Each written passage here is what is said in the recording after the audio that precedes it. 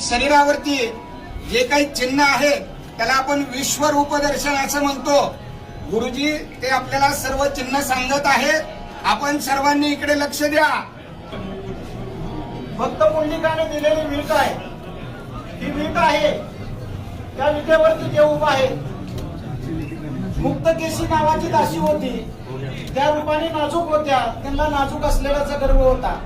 ज्यावेळेस या ठिकाणी देवाच्या दर्शनाला आले त्यावेळेस त्यांच्या मनामध्ये असा भाव निर्माण झाला की मी देवाच्या पायावरती डोकं कसं टेकवं। त्यांनी देवाच्या पायावरती दर्शन न घेता करंगळी शेजारचं बोट या ठिकाणी लावलेलं आहे, डाव्या पायाला या ठिकाणी बोट उठलेला आहे आणि त्यांचा गर्भधारण झालेला आहे।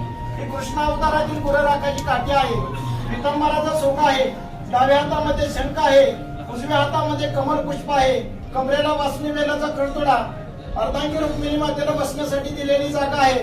ब्रह्मदेवाचे जन्मस्थान नाभी कमल, भृगुऋषीने लात मारली मुकुलांचल, गळ्यामध्ये कस्तूरमणी आहे, मकराकार कुंडले आहेत, शिवाकार मस्तक आहे। कुंडली